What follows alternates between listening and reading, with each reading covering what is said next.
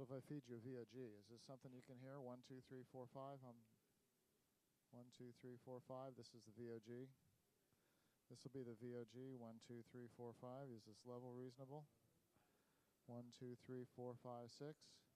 I'm not going to have walk-in music, so I'm just going to do this because this is more like what we're really going to hear.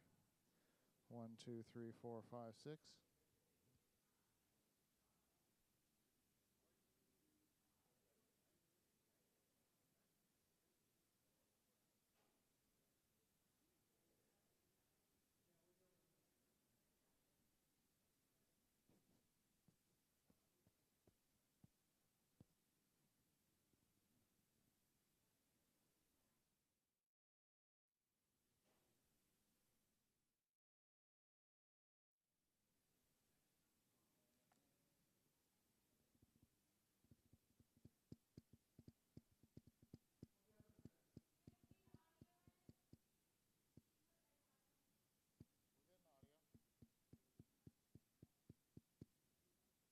Two, 3, 4, 5, 6. Do you need more gain?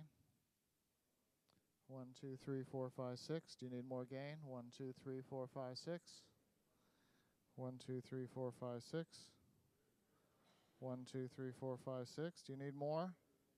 You need more?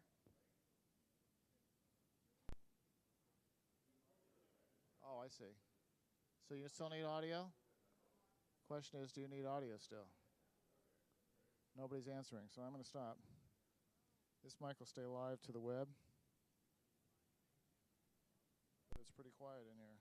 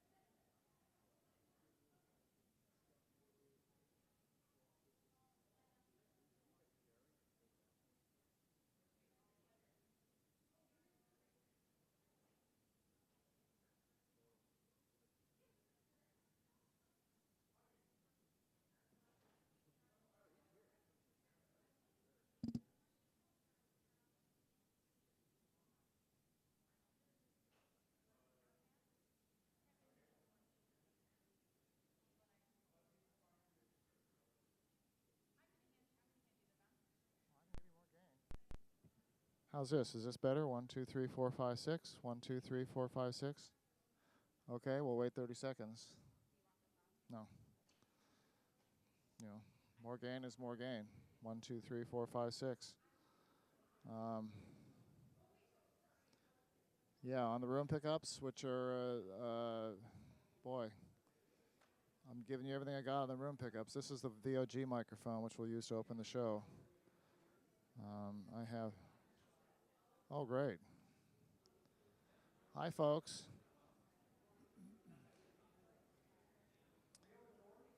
Well, we're about to open the doors here at the ballroom of the Grand Hyatt in Union Square in San Francisco. That San Francisco Opera logo slide on the screen. We're opening the doors, and we are testing the audio.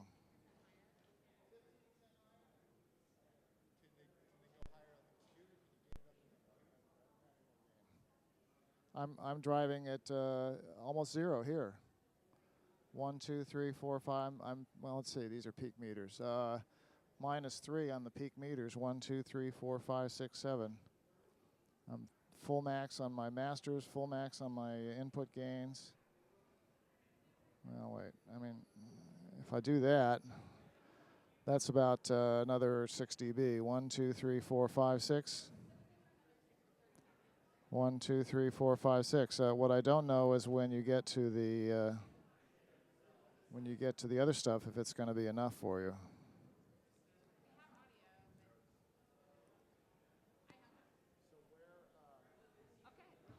Great. That's fine. I have little remarks. 3 minutes.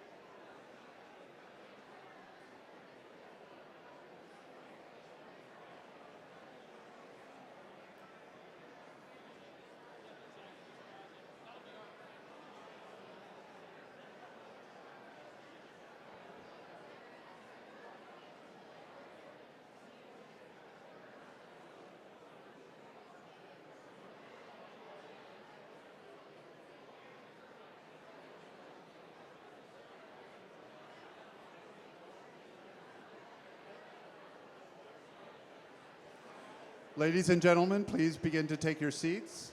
Ladies and gentlemen, please begin to take your seats.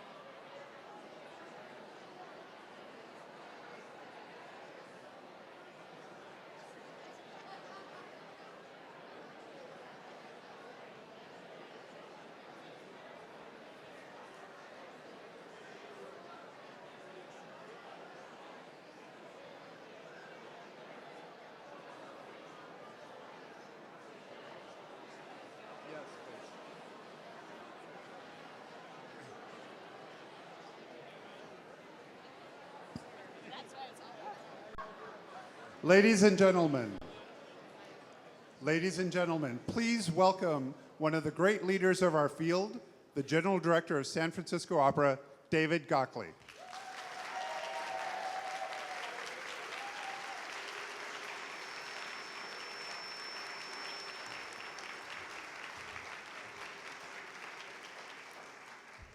Good afternoon, everyone.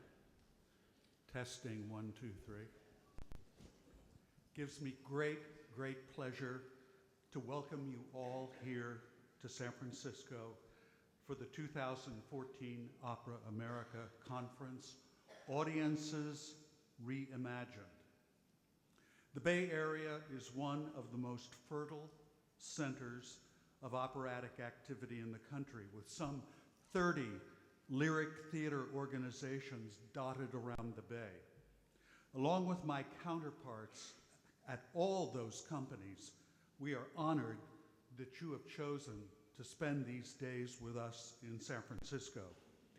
Though your time may be consumed with conference sessions and opera performances, I hope you will take a few hours to explore this most iconic and magical of cities, a city steeped as equally in historic significance as it is in vanguard innovation.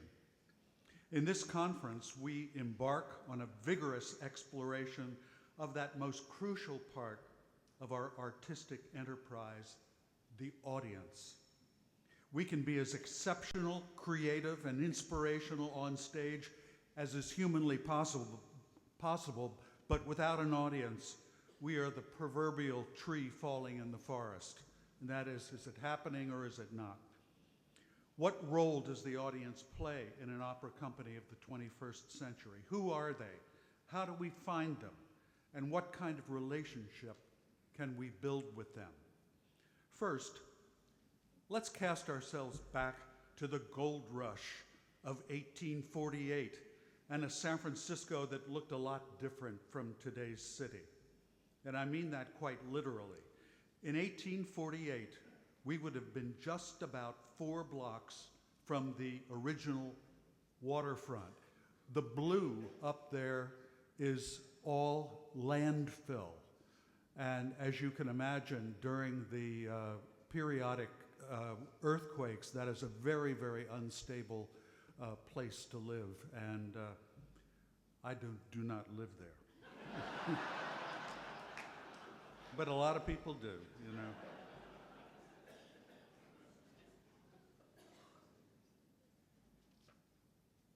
A little south is the township of Yerba Buena, and that is the original, the block of yellow you see to the right of our picture.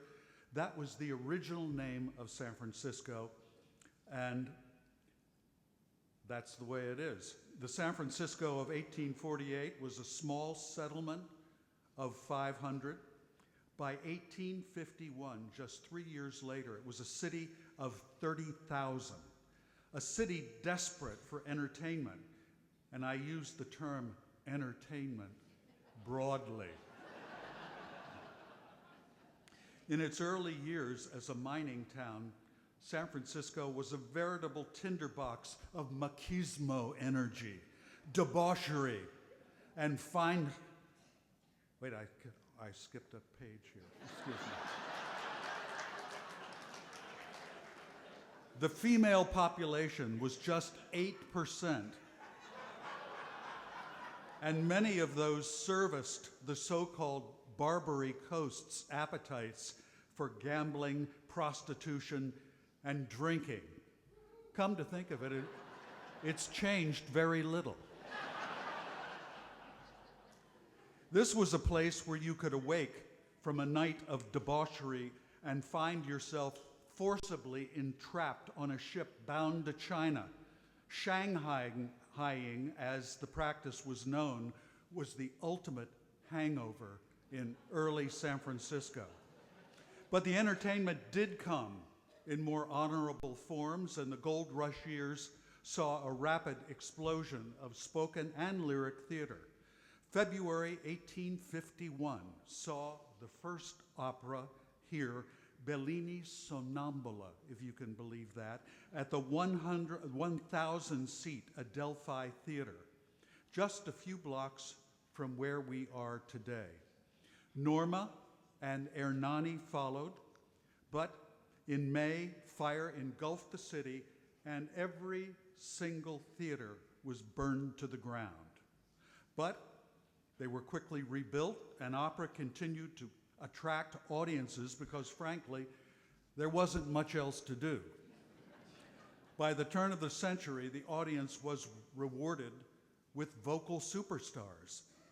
Amidst those fleeing the city after the 1906 earthquake was the great Enrico Caruso, who that night had sung Don José in Carmen at the Mission Opera House. Amidst the chaos of 10,000 people evacuating the city, Caruso's loyal valet managed to get out not only the great tenor, but also his 54 steamer trunks of luggage. As the tenor fumed, he would never set foot in this hellhole again. 4 years later, another great singer, Luisa Tetrazzini, reimagined the audience in a way that would resonate with us about 100 years later. On Christmas Eve 1910, frustrated by the limits imposed by her contract with impresario Oscar Hammerstein at New York's Manhattan Opera House, she took to the streets of San Francisco, thumbing her nose at Hammerstein.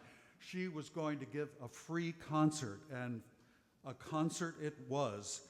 By some counts, 250,000 people gathered just a few blocks from where we are now. Everything's just a few blocks from where we are now. Streetcars and automobiles were halted, accompanied by an orchestra and a 50-person chorus, and without amplifications, she serenaded the masses.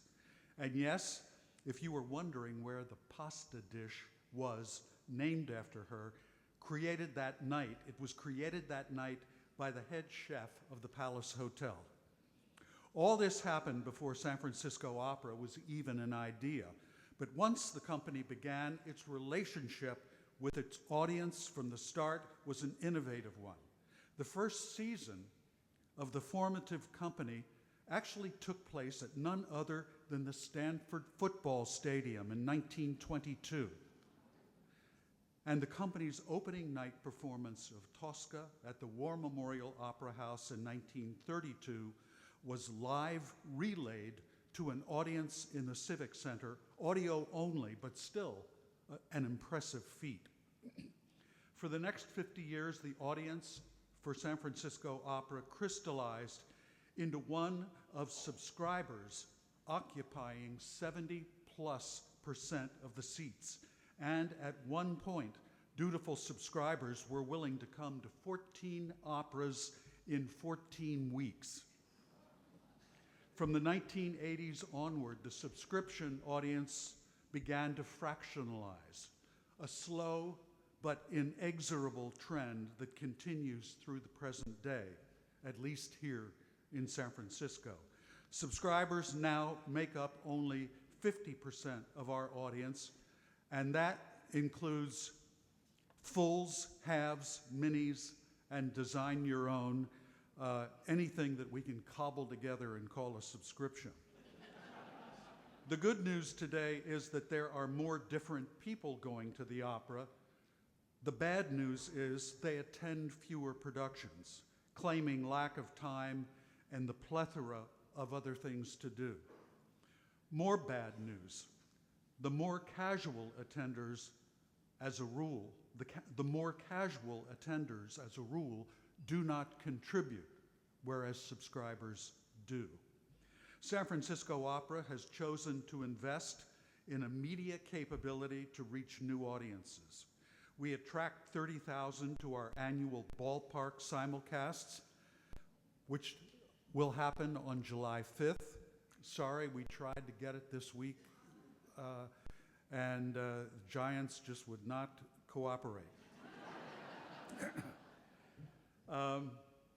150,000 people view our 4 titles that are telecast in prime time over our local PBS affiliate. All these people are offered discounts to come to the Opera House, and many comply.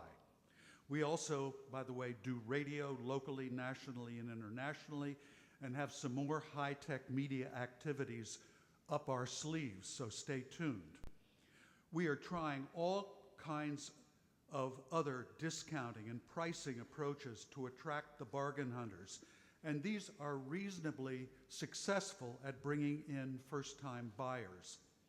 The big challenge is to get these new people to develop the habit of opera going.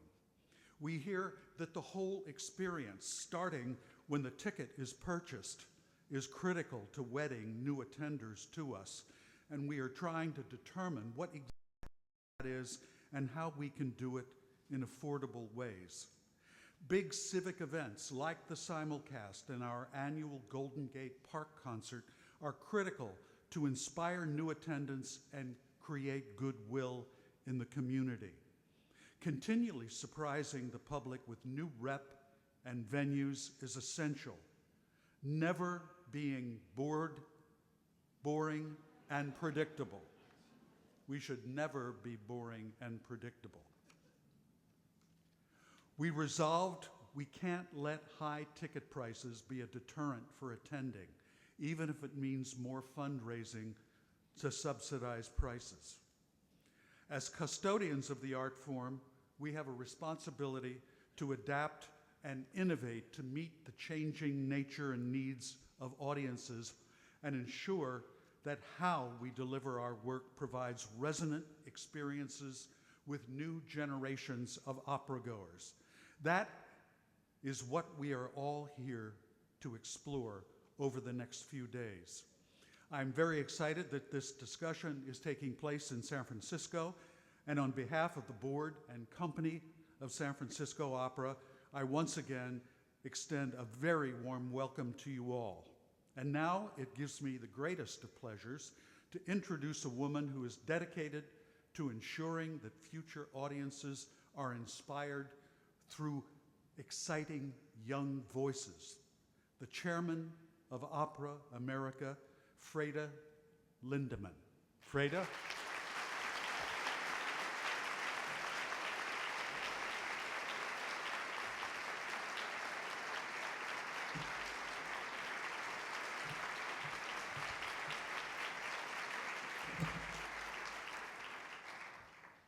Good afternoon, everyone, and thank you, David, for a very warm welcome to San Francisco.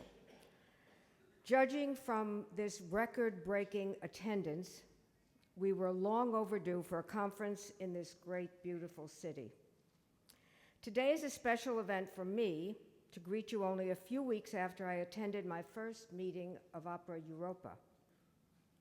Being abroad among people who are in the same business, but who operate in different cultures and with different systems of support, was an eye-opener.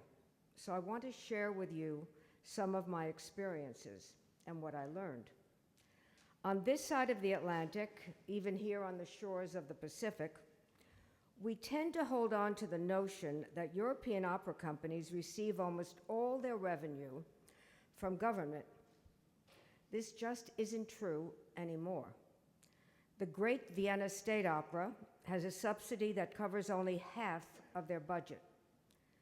At La Scala, it's about 1/3, while the Royal Opera House in London receives only 1/4 of its budget from the government. Faced with that reality, leading opera companies in Europe have learned to diversify their revenue to include government support, box office income, and private sponsorship. However, most of that private sponsorship comes from corporations. But more and more opera companies like Glyndebourne and Bayreuth are trying to build individual donor programs. They've started modestly, but they're working at it. This is the reason that Mark Scorca asked me to attend the Opera Europa conference, just because we have misconceptions about the level of government support in Europe, and the Europeans have misconceptions about American philanthropists.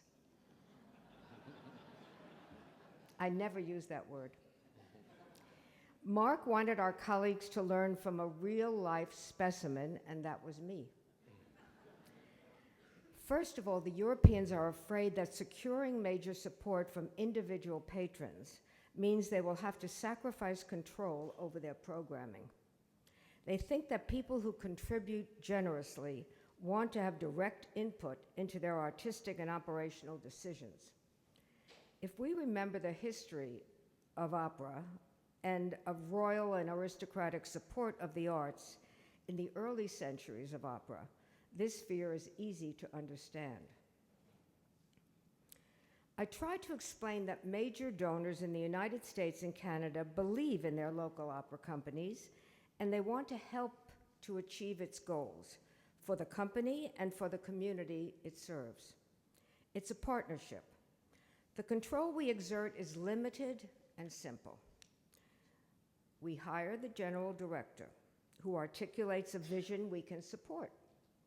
If we find over time that we are not pleased, either with the artistic product or the financial management of the company, we replace the general director.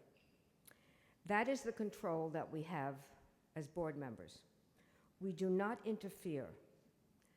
Let me say it this way: we should not interfere in management. Now and then, someone interferes, but they don't last long.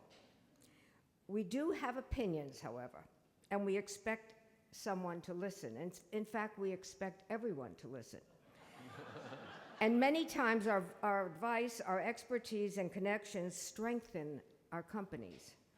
As trustees and donors, we have to learn and respect the difference between advice and interference. The Europeans are timid about asking for money.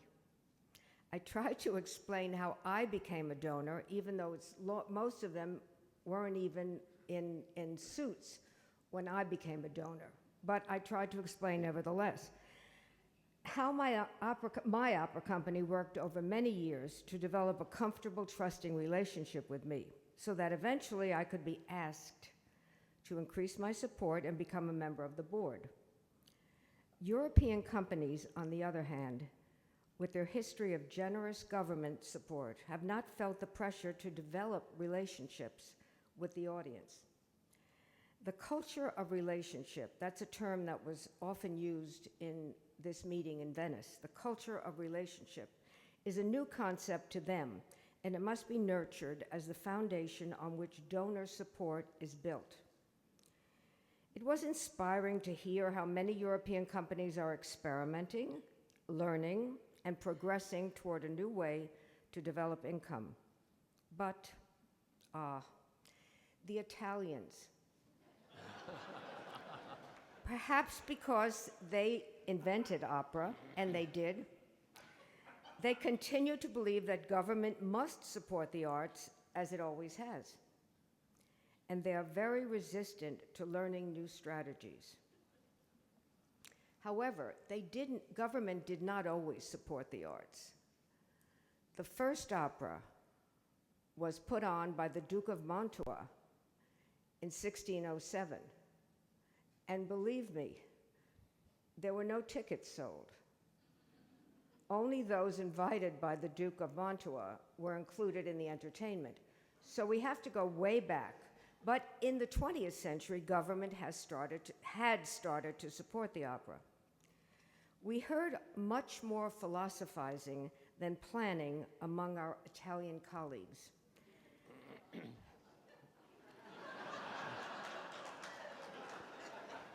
But they're really charming.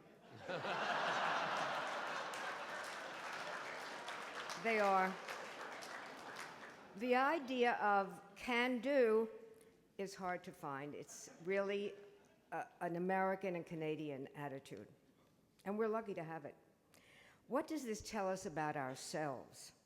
We have grown up in a system that relies on private initiative, based on our belief that each of us has an individual responsibility to strengthen our communities. Whether it is in healthcare, education, social services, or the arts, if we see a need or an opportunity to enrich our communities, we understand it's upon us to do it and take action.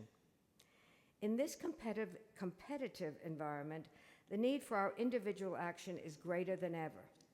We all have a role in building relationships with our audiences and donors.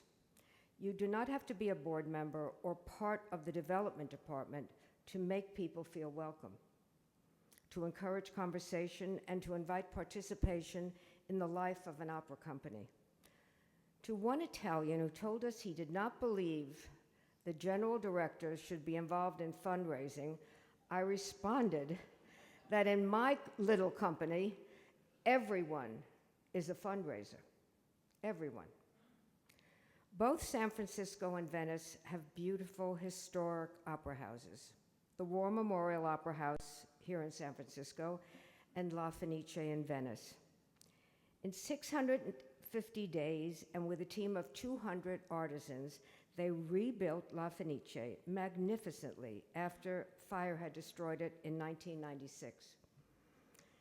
Today it's a jewel box, as it always has been, with wonderful acoustics, new air conditioning, and a sprinkler system. That said, we all cringed in horror when we saw a live flame on stage become a blaze when Scorca burned the papers in his study. Earlier that day, I had noticed at the meetings that a fire crew, 7 men, fully uniformed, was in the Opera House on duty at all times, and they were always visible, and that's somewhat reassuring. Perhaps that's the greatest lesson. Learn from your past mistakes and adjust your strategies to prepare for the future. And that's why we're all here this weekend. Thank you so much for being here and for participating. And now I have another honor, and that is great pleasure actually, to turn to our focus for a few minutes to volunteers in our partner organization, Opera Volunteers International. Although I am an officer of the board of the Metropolitan Opera, I think of myself as a volunteer working on behalf of the company. I was first solicited for a contribution by a volunteer and was invited to serve on the Met's board by another volunteer. As board members and as providers of transportation, hospitality, and office services, our companies depend on volunteer assistance. So please, all of you, join me in welcoming President Rhonda Sweeney of OVI, Opera Volunteers International. Rhonda Sweeney.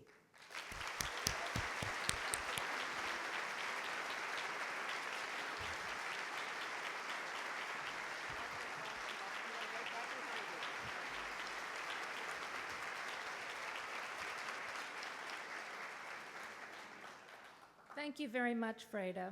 For those of you not familiar with Opera Volunteers International, or OVI, we have been the primary North American umbrella organization connecting individual opera volunteers, opera volunteer groups, and opera organizations that use volunteers directly since 1971, 1 year after Opera America was formed. From our first conference in 1972 in Seattle, to this, our 33rd, we have gathered in 27 cities across North America, partnering with local opera volunteer groups and opera companies, enjoying opera and learning new techniques for better supporting this art form that we all love. We have made new friends and renewed friendships with volunteers and professionals from across the opera world. Since 1999, OVI has participated in the annual Opera America Conference 8 times, initially with separate parallel conferences, and the last 3 fully integrated in our planning and execution with the support of Opera America's outstanding staff. This year, our thanks go to Leah Wilson for her guidance in making this a rich experience for our volunteers.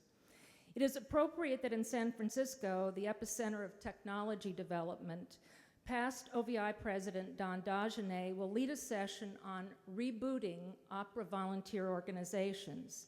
This is an excellent topic for both new support groups or long-standing groups which need re-energizing and retooling to deal with this generation's volunteers.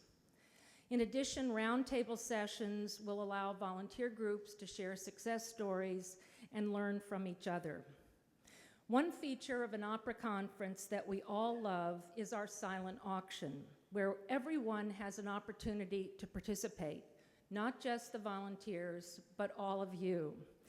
This year, OVI board members Susan Malott and Belinda Steyer, as well as the rest of the San Francisco Opera Guild, have assembled a wonderful group of items which include wine tastings, jewelry, opera tickets from around the opera world, and we encourage you all to stop by our table to the right as you leave the ballroom. Bid early, bid often, and bid high. The silent auction will close at 1 o'clock on Sunday so that you will be able to take your winning items home with you. In addition, they have assembled a wonderful raffle packet, which is a first time for us to do something like this, and we hope it will entice you to return to this beautiful Bay Area in the near future. It includes airfare, opera tickets, hotel stays, restaurants, and again, wine from the wine country. The raffle tickets are $20 each, 6 for $100. Buy as many as you'd like. The raffle will close at noon on Monday when we will draw the winner. No need to be present to win. We will contact you. I want to offer a special thanks to the San Francisco Opera Guild for their volunteers who are involved here. I know it's a lot of work to put on a conference, and they have been instrumental working with San Francisco Opera and Opera America. They are celebrating their 75th year this year, an outstanding accomplishment. And I want to also thank our board member, Sheila McNeil from Opera Omaha Guild, for her work in putting this volunteer track together. In fact, we'll be meeting in Omaha in October for our fall board meeting, and we look forward to seeing Opera Omaha's Rigoletto. Our volunteers and our volunteer groups work hand in hand with the companies that they support, work hand in hand with the communities where we're delivering opera. We're really proud to be here with Opera America. Conference experience. We know you all will, and we look forward to connecting with you in the professional opera world. Thank you very much.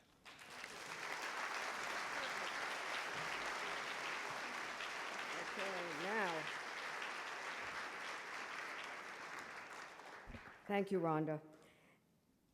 I am now really pleased to introduce to you the President and CEO of Opera America, Mark Scorca. Yay! Yay. Thank you. Thank you, ladies and gentlemen. Thank you, Frayda, for your introduction, and thank you for your warm welcome. Here at Opera Conference 2014, we have over 160 opera companies and ensembles, universities, and businesses represented. But I am especially pleased to see the members from San Diego Opera.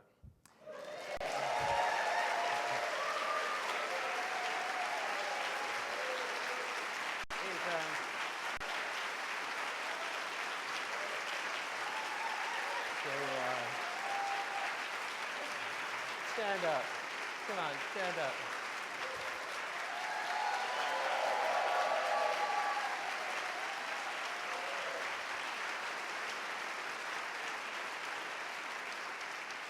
Standing with Keith Fisher is Jay Merritt. Jay, who is Vice President of the new board of San Diego Opera, whose energy and generosity saved the company from closing. It was a team effort, and on the ground, not only Keith and the staff and Jay and his wife Carol and the board, but choristers, technicians, and hundreds of members of the public worked hard to create a case for saving the company.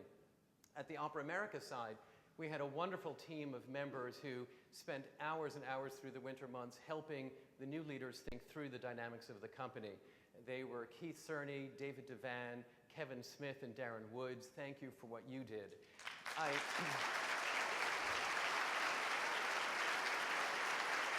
I also want to thank our current chairman, Frayda, and 3 of our past chairmen who monitored and advised us every step of the way to make sure that we had authority to help in the fashion that we did. Again, Frayda, Charles McKay, Kevin Smith, and Anthony Freud, thank you. Finally, I want to thank all of the people who called and emailed to offer to help. It was an amazing outpouring, but I wanted to single out Perrin Leach on behalf of Houston Grand Opera. On his own, Perrin called San Diego Opera and offered to waive the rental fee on the upcoming production of Nixon in China that's being done by San Diego Opera as a way to do his part to help the company. Thank you, Perrin, and thank you, HGO. But Perrin made me promise that I would say that you can only get a free set from HGO if you publicly declare you're closing your company. Then you can get a free. This was a very unusual circumstance, and I think it demonstrated what is opera's core strength, a fundamental collegiality and generosity of spirit. Our members were informed and informative, and I'd like to think that this sense of community that we displayed around the circumstances in San Diego is a contributor to our health as a field and our resilience as an industry.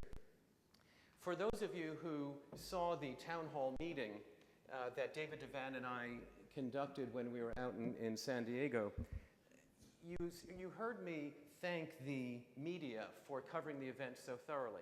There were about 6 cameras in the room, news cameras, and that followed dozens of articles in the newspaper, on the radio stations, that generated thousands of contributions, including hundreds from first-time donors. There is a direct relationship between media coverage, philanthropy, and ticket sales. I asked the reporters in the room if they would continue to cover the arts with this level of intensity even when there wasn't a controversy. And they sort of shrugged it off. They laughed it off. As I reflected for a moment, though, I realized that it framed a key question for our field. What do we have to do to display enough community value, to have enough civic impact, to warrant steady coverage of the importance of our service to our communities? Then I read in a newspaper recently that the clothing store H&M was crowdsourcing their corporate contributions. They were asking their customers to decide which organizations should receive their corporate philanthropy. In another article, Gap Stores was having a special promotion. If you spent more than $100, Gap would allow you to direct a $10 contribution to the nonprofit of your choice. In either of these cases, how many people in your communities would vote to direct corporate contributions to your opera company? What if other corporations or foundations, or even government agencies, crowdsourced their grant decisions? How would we do? Asked another way, what do we have to do to make sure our opera companies can survive in the marketplace of philanthropic choice? A marketplace that is crowded with other worthy causes in the areas of education, healthcare, and social services, those causes getting front page coverage. This question takes center stage when we look at the data. Over the last 20 years, earned income has diminished steadily as a percentage of overall budgets. Today, ticket sales and other earned income cover roughly 1/3 of our annual expenses. 2/3 comes from contributions. We should be concerned about building the opera audience. If no one is interested in what we're doing, the case for support is weak. But even if we were able to increase our subscription and single ticket revenue steadily over the next several years, the majority of our income will still come from contributions. This means that a primary question has to be, what do we do to underpin philanthropy?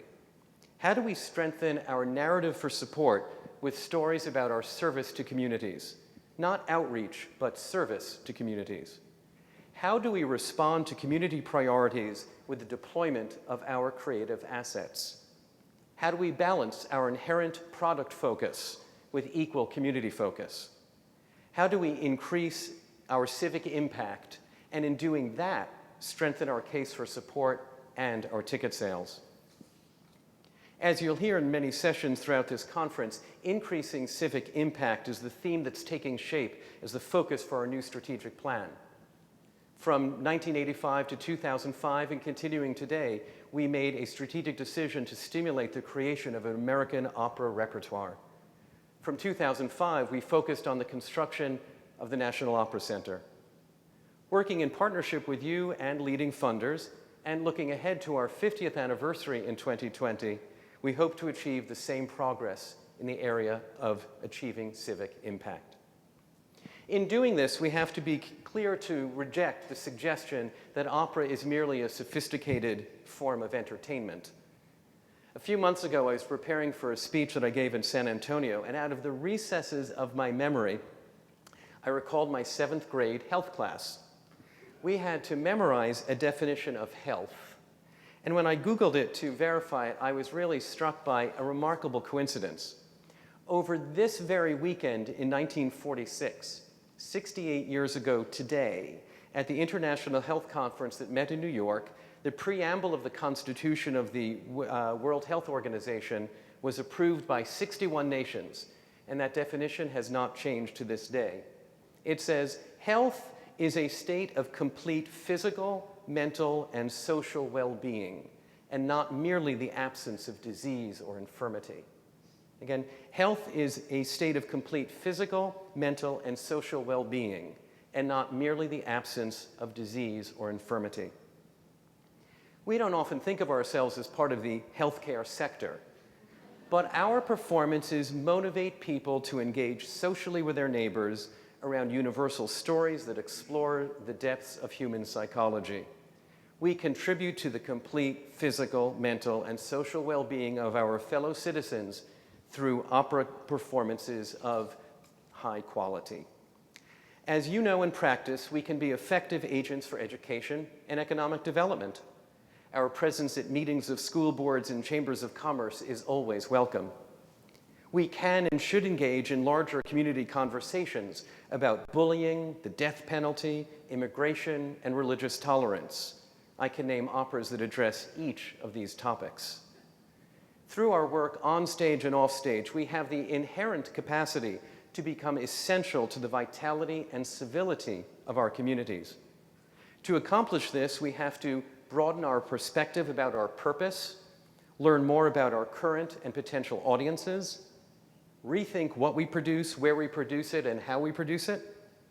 We have to build partnerships, lengthen the time frame for return on investment, and learn how to respond to local community priorities. Many of you have experimented successfully in these areas, but a field-wide systemic approach to increasing our civic impact is needed if we are truly to embed opera into the fabric of our communities, so that we don't have to wait for the closing of another opera company to get the public support we have earned. I hope we can begin this weekend. Now, before I'm done, I would like to make one other introduction. Many of you know that we were established in 1970, and the first couple of years of our existence, we were based in the offices of the Baltimore Opera Company. Robert Collins was the first head of our board. But a couple of years later, we moved from Baltimore down to Washington, D.C., and appointed a first executive director. Her name was Ann Farris, and Ann Farris is with us today. And where is Ann? Would you stand up and take our applause? And we're so glad you're here. Thank you for getting us off to such a good start. Welcome. And now it is my great pleasure to introduce two people who have defined American opera over the last number of years. The great, the lovely FREDERICA VON STADE and JAKE HEGGIE, our great American composer.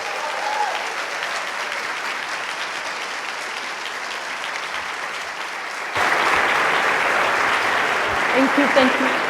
Please have a seat. Thank you, Mark. Welcome. Thank you. We are delighted that you're here. Thank you so much for coming. And you both live in San Francisco. Welcome to our home. Yes. This is our living room. Yes. Thanks for the nice weather. Yeah. You two have had a great creative partnership. And since opera is fundamentally about the partnership between words and music, it's all about the partnership between people, too. How did you two begin your relationship? In a rehearsal room. The musical relationship. Jake used to work for San Francisco Opera, and he one day said, "Flick, I'd like to play a few songs for you." And we went into the chorus room at San Francisco Opera, and this amazing music came out of the piano that had come from his head and his heart. And it's just been brewing in there, and look at it now. Well, actually, I was in the PR marketing department at San Francisco Opera, which turned out to be the greatest apprenticeship that an aspiring opera composer could have, although I didn't know I was an aspiring opera composer. And in retrospect, why was it such a good training ground? Because my job at the San Francisco Opera was to get to know the singers, the conductor, the designers, the chorus, the administrative staff, all the different, the scene shop, the costume shop, wig and makeup, and write stories about them. And I was the writer in the PR department. So my job was to connect with the public. I got to know the press. I got to know a lot of managers, a lot of other artists, a lot of other companies, and watch opera be built from the ground up. That year, 20 years ago, Flicka was starring in The Dangerous Liaisons by the late Conrad Souza and Philip Littell. And my job was to watch that be built and write about it. And I was so inspired by Flicka's true generosity, not only of spirit as an artist, but as a human being, and just loved and cherished everybody and realized that we were all part of a team and nurtured those relationships. And so for opening night, I hadn't written anything in about 5 years. She inspired me to want to write again. And so I wrote these folk song arrangements, which she opened with wide-eyed terror. Oh, yay, the PR guy writes songs. No. No, it's mainly because I can't read music. But and then that was sort of the beginning of a different relationship. That Jake was a composer? Well, I knew he had music in his very heart and in blood. Another life. But I didn't know that I didn't know that you were writing. You mention it every once in a while, but these arrangements were just Well, she's off very the charts. generous. No, I'm not, I'm honest. But she, So Jake brought but we, you then down. we, yeah. So he brought you down to a rehearsal room Yeah. and sat down at the keyboard. Well, no, Yeah. she actually came in the next performance. She looked at the pieces and she said, I want to read through these with you, very generously, whereas some people would have said, very nice, now. But she came in early the next performance and said, let's meet in the choir room and let's read through them. And so we did, and I thought this is going to be the best as it gets. And that's just fine with me. I'm playing something I wrote with FREDERICA von Stade, one of my idols. And she leaned over and she said, Jake, these are good. Do you want to give a concert together sometime? Really? And I thought, oh, yeah, we could do that. And Did next, the concert happen? Yes. oh yeah, and next he writes an opera. Yeah. Wow. Yeah. And where was that first concert? In Berkeley, at Yeah, First Congregational that's right, Church. yeah. And she, luckily for me, she's also, she's got, when she's excited about something, she spreads the word. And so she told all these people about, you know, my work and me, and I had the best PR person in the world, even as a PR guy. And Sort of little switch by roles. little, yeah, people started coming and asking me about songs, and it was just, it really was a miracle of a story, and I don't know that it could have happened anywhere else. I had just moved from Los Angeles, and I had stopped writing, I had stopped playing the piano for a while because I'd injured my hand, and along came this angel in this magical city at this amazing company that has always fostered ideas. The general director then was Lotfi Mansouri, who I called the captain of possibility, because he had this way of coming up with wild schemes and ideas and then getting everyone to go with him, you know? And he always believed that opera was for everybody. He wanted to try it in different venues, and his goal was to commission new works. And he had already commissioned Streetcar, and he wanted to find an unknown composer to commission a work for the millennium. And it was actually Patrick Summers that said to him, well, you know, you got a guy in your PR department who's... And Patrick had heard your songs either at the concert or subsequently. Oh, Yeah. and everybody was talking about your songs. Renee heard a lot of your songs. The word gets around. But What do you like about singing Jake's music? I mean, one of the main things is I always love his choice of words and poetry. Jake is a great man of letters. He is beautifully educated, thanks to his maman. And he always chooses wonderful texts and then sets it in a way that you can sing it, so that it isn't, blah, blah, blah, blah, blah, blah, blah, and the verb is somewhere in West Texas, and it's singable. It's the melodies are so beautiful, and it's so vocal, and just has so much meaning for me, and for really everybody that sings your songs. We were going to pretend that I was just going to surprise Flicka by asking her if she would sing one of her songs, one of the songs with Jake, and that we just pretend to improvise it, but we did actually plan it. So Flicka, would you Oh, sing I one of would Jake's songs? love to.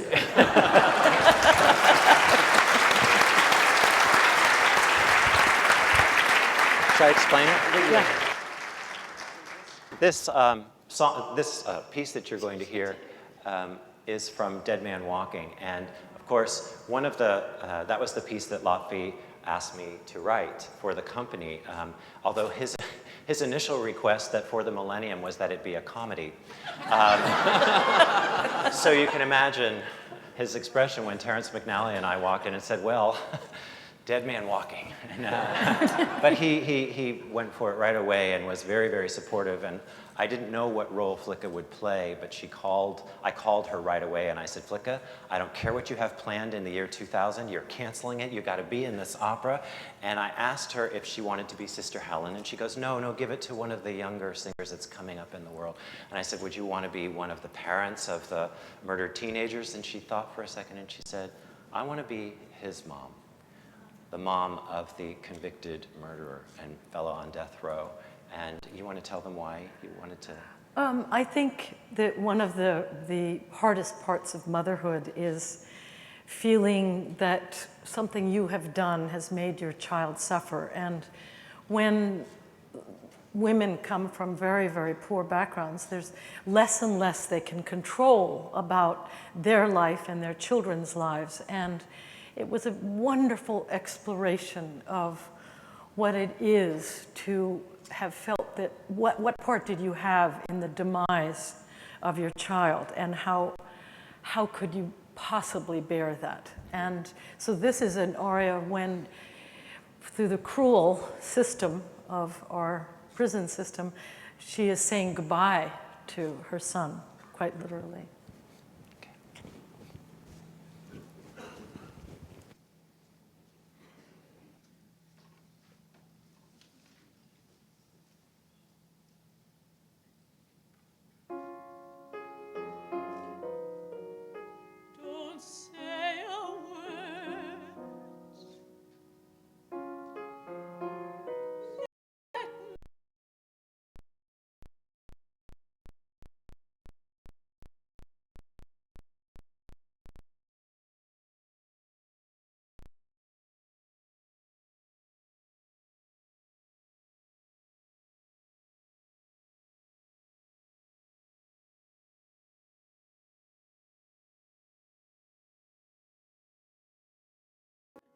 A little boy, my joy, little Joey, how you love to swim and splash around in the water, all the funny tricks you do. Remember, my little porpoise, laughing in the sun, running free. Oh, what a happy boy, such a happy boy.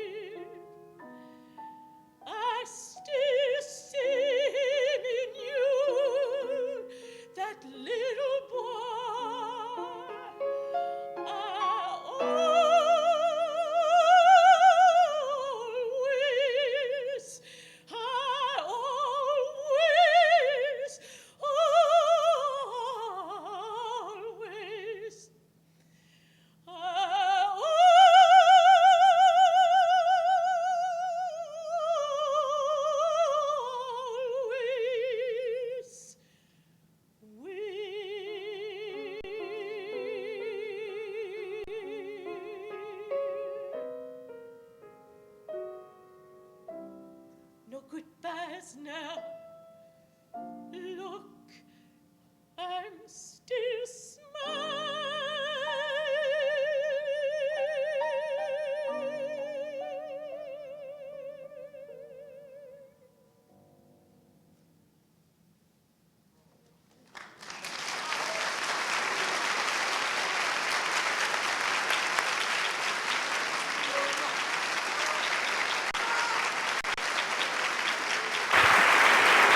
Thank you.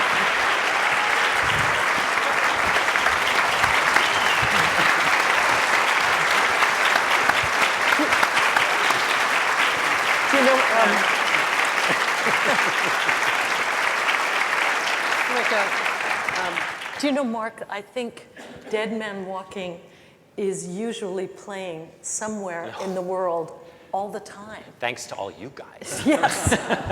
But no, true. really, I mean, the thing is, the career that I've been so fortunate to have started with a passion I felt in my heart, an opportunity that was given to me at a company. The generous spirit and loving spirit of someone with a great performer with great imagination in a company that was interested in exploring opportunity and taking risks. And it was a risk asking an unproven PR guy to write a big world premiere. And, but if you don't try those things, you know, I mean, and was my great fortune. And, you know, one thing I know is composers are great at sniffing out opportunity. Right, composers? and, you know, there is more opportunity in this field than ever. which is, I find, terribly, terribly exciting. I do want to chat a little bit about new work, and especially from the point of view of the performer. But first, I just wanted to comment, to note, Flicka, that retirement hasn't gone very well for you. Well, I seem to remember bouquets of flowers and medals and honors, and you were retiring. But you just came back from Philadelphia with wonderful performances, and so you just couldn't stop singing. Well, you see, the thing is, at a certain point in your life, you become increasingly available. So I'm more and more available. And just came back from singing Ricky's wonderful opera, Coffin in Egypt, in Philadelphia, and LA, and exactly. My theory is say amazing. Yes to the dress. I've been very, very lucky and very blessed. I loved my experience in Philadelphia. I think David Devan is a miracle worker and just so about what we're talking about of innovation and making it a team effort and making the community part of the team. That's one of the biggest things. Yeah. How do you, your association with new work, because of course many of us associated you with the standard repertoire. You were the great Cherubino for all time.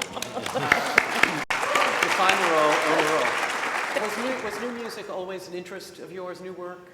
I've been really lucky. I mean, pretty lucky to, start right here. I always love it. I think it's exciting to explore things, especially in the idiom of American.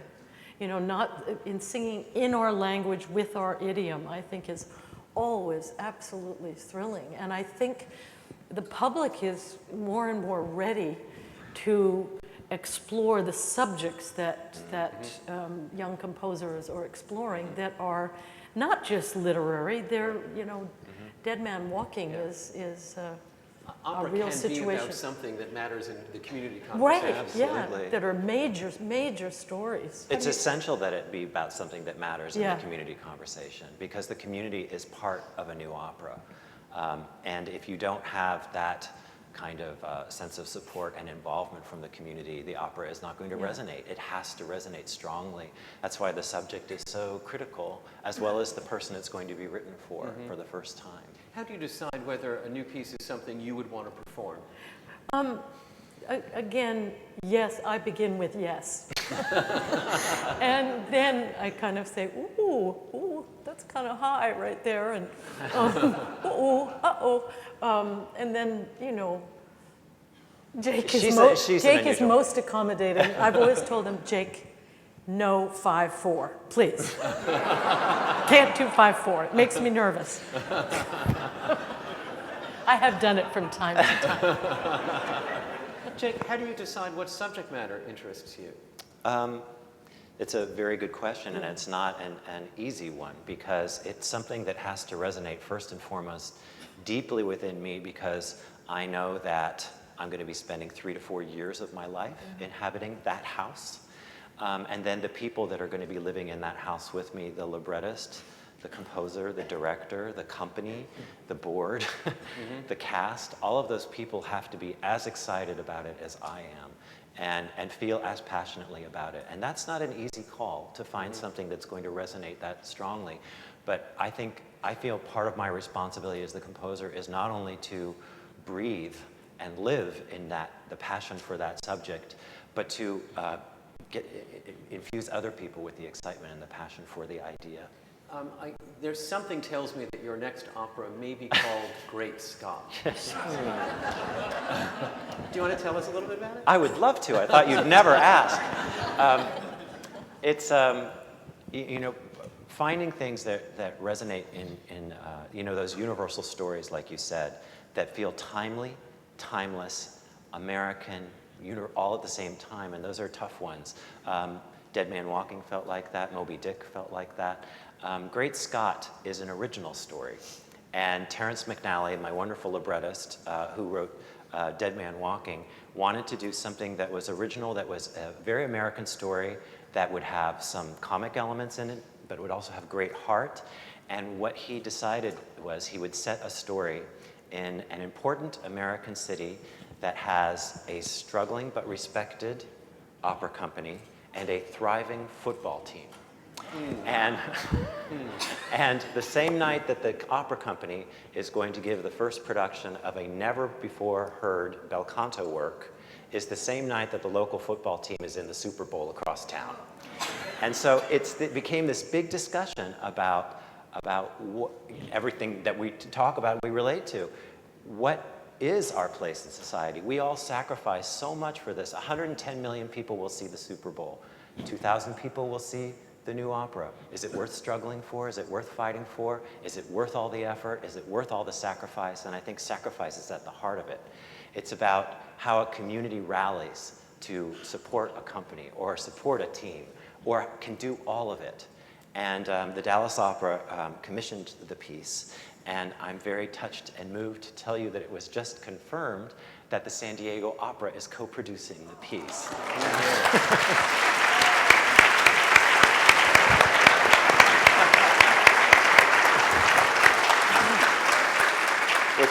Which, you know, and what they just dealt with is at the heart of this piece of Great Scott. Terrence McNally, of course, someone who's a great man not only of the stage and the theater, but a great lover of opera.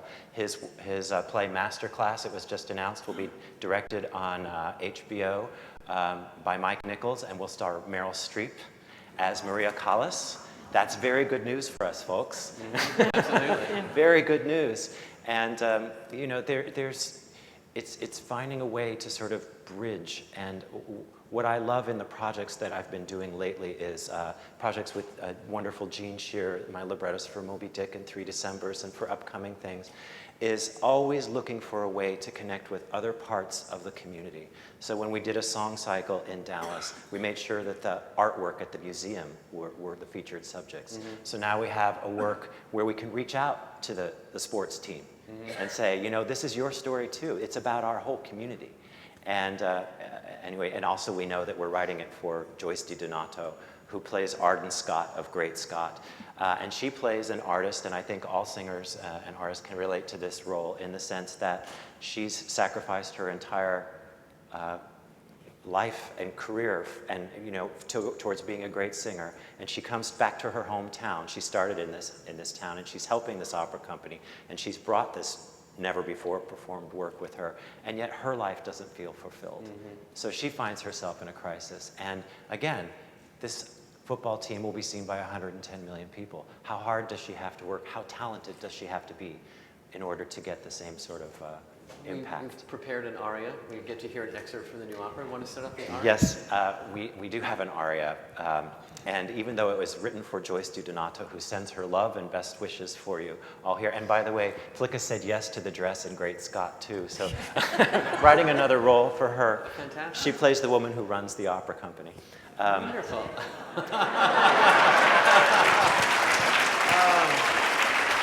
And I'll take bids for personal coaching on running the company. But Joyce can't be with us tonight. She sends her love. But a very good friend of ours who happens to be starring in Showboat is here and said yes to learning this aria from Great Scott. And so she's going to do it, and I'm going to introduce her in just a moment. But I want to tell you what the aria is. It's the first aria in the opera they're rehearsing. So it's an homage to the bel canto style. Another question in Terrence's opera is older opera still relevant? Does it still matter? And the aria is the slave girl, Rosa Dolorosa, the bel canto.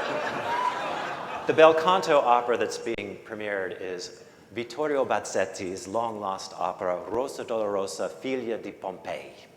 And so, and so Rosa Dolorosa is a slave to the Empress Agrippina. And Agrippina is marrying Lucilius, the hero of Pompeii, but Rosa is also in love with Lucilius, and Lucilius is in love with Rosa. Nobody loves the Empress. And there's an earthquake, and Rosa enters, and they ask her why she's crying. And she talks in the aria about that a broken heart cannot rejoice in the happiness of another. And then she kneels in a prayer to Vesuvius.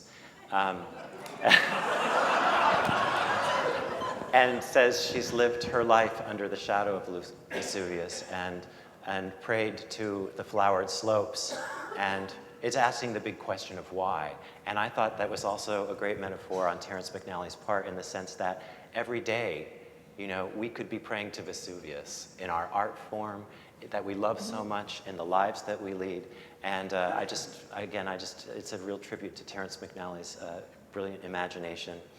And this is in Italian, and like I said, it's an homage to the bel canto style. So in this opera, not only did I get to write Rosa Dolorosa, Figlia di Pompei, and an American company, but I also get to write a fight song that also is in the opera too. So it's like one of those projects that really captivated my imagination. And which aria are we going to hear? We are going to hear the introduction, the first aria, that Rosa Dolorosa, also Arden Scott. This is her first entrance in Act 1, Scene 1. And it's going to be sung by our most magical, wonderful, dear friend, Heidi Stober.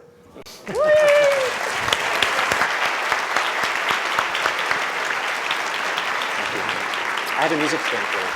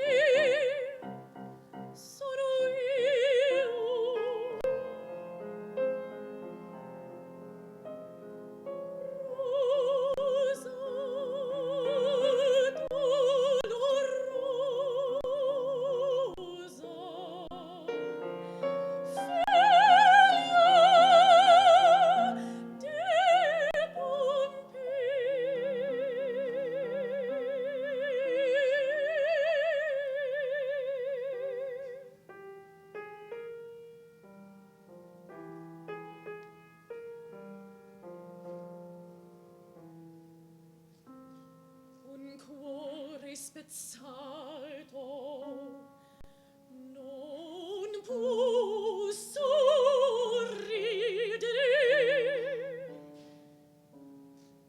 e la gioia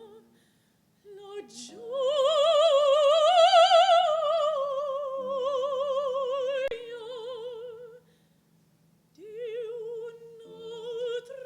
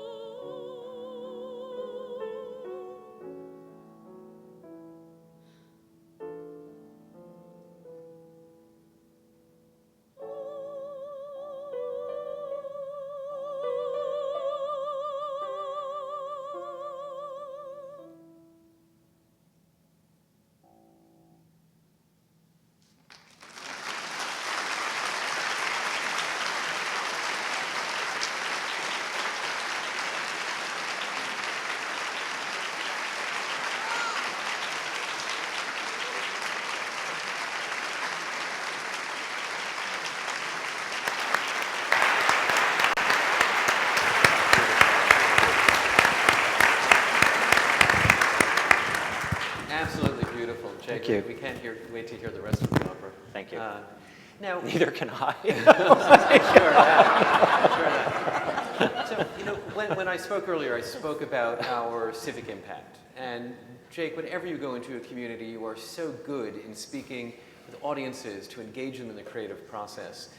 You are a walking audience development expert. Now, Flick, I know you're also very involved here in the community in working with young people, young musicians. What's the name of the organization? YMCO, Young Musicians Choral Orchestra. Choral Orchestra. And what do you do with them? This is an organization that consists in helping kids from 10 to 18, and they have their private lessons paid for. They rehearse once a week, both the chorus and the orchestra. They have to play an instrument. They have to have a 3.2 average, and they have to behave. And then at 18, they're taken on a trip to different colleges, universities, for their interviews. And this year, one of our kids got into Yale, Harvard, and Brown, and chose Yale.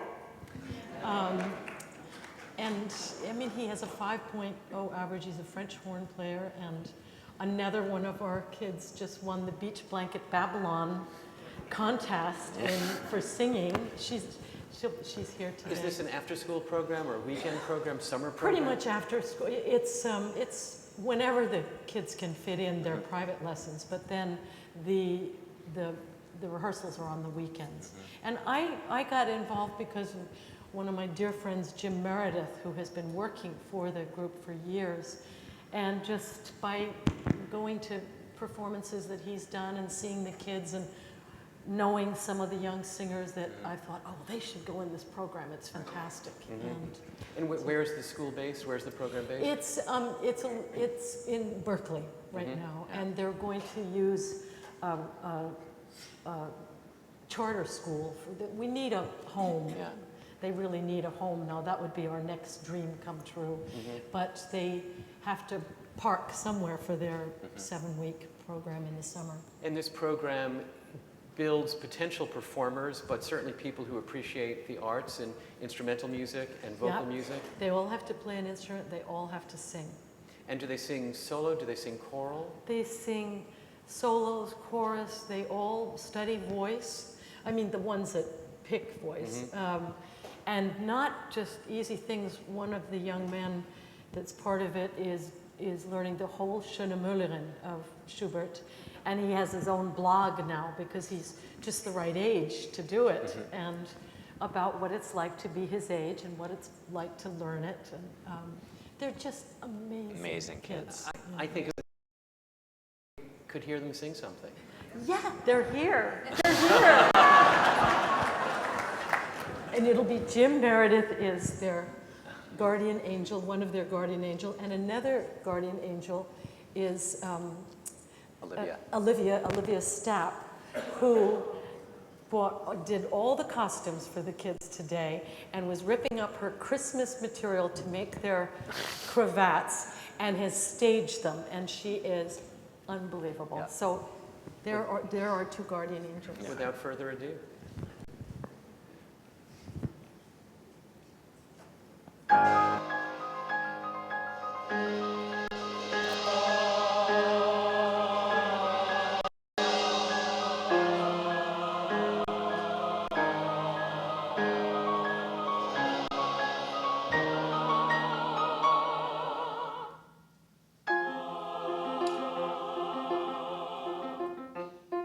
At the end of the day, you're another day.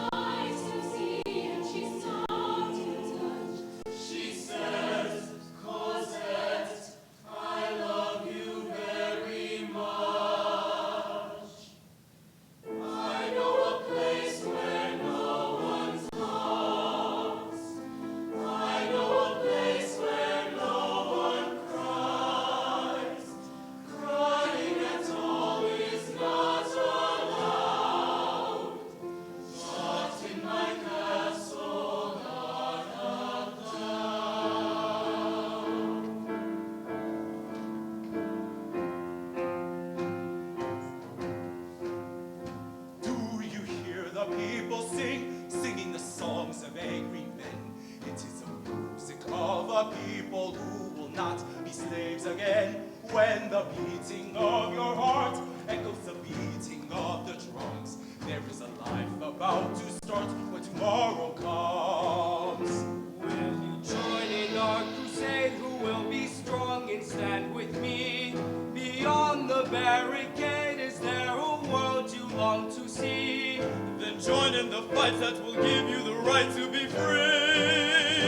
Do you hear the people sing, singing the songs of angry men? It is the music of a people who will not be slaves again. When the beating of your heart echoes the beating of the drums, there is a life about to start when tomorrow comes.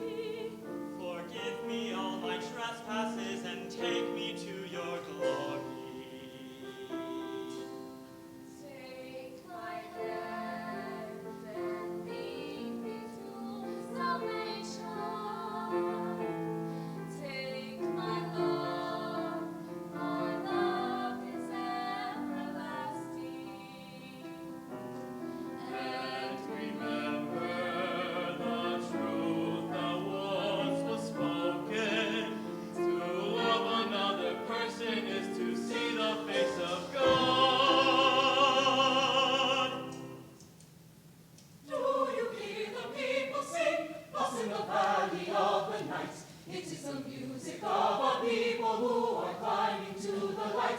For the wrenching of the earth, there is a flame that never dies. Even the darkest night will end and the sun will rise. We will live again in freedom in the garden of the Lord. We will walk behind the plowshare. We will put away the sword. The chain will be broken and all men will have their reward. Will you join our crusade? Who will be strong and stand with me? Somewhere beyond the barricade is there a world you long to see. Do you hear the people sing? Say, do you hear the distant drums?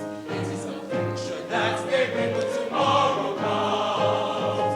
Will you join our crusade? Who will be strong and stand with me? Somewhere beyond the barricade is there a world you long to see. Do you hear the people sing? Say, do you hear the distant drums? It is the future that they bring when tomorrow comes.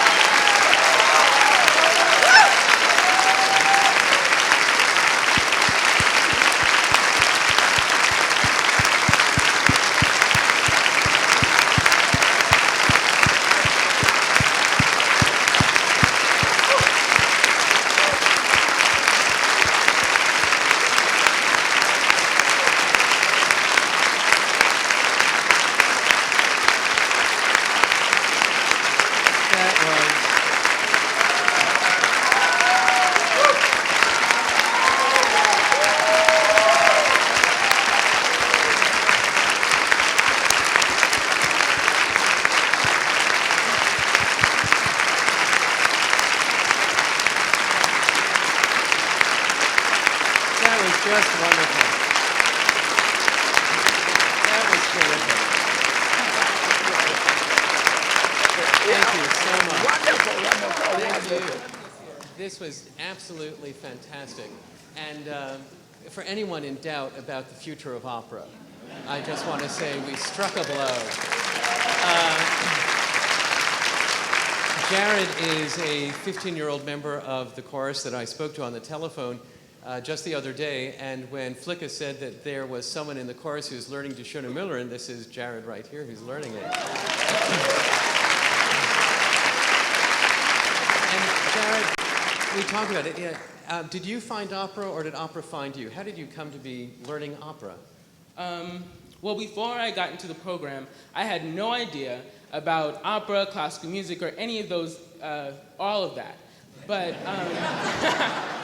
and so I got into the program not knowing what it was about, what we were going to sing, and after that first summer that I had, I just loved it, and I fell in love with it, and I'm still sticking with it, and I am going to stick with it. Good for you.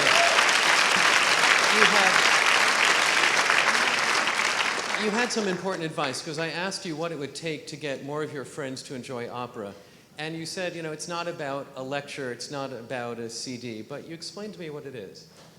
Yes, it's not about a lecture, it's not about a CD. I think that it should be brought into schools, and it should be something that's very interactive, just like how we do it in the program every single summer. We, Roger Dixon, Alfreda Burke, Dean Washington come and see us, and they show us how to sing, and they sing for us, and we sing for them, and that's the thing that brought me into opera, that keeps me excited to do it. And I also think that it should not just be only opera, it should also be coupled with Broadway too, because I know lots of students in my school who love Broadway, will sing Broadway any day, but they don't know anything about opera. And it's great. Well, it's not great. They should learn opera as well. Well, Jared, we wish you the very best of luck to you and all of your colleagues here. thank you for blessing our opening session with such wonderful music.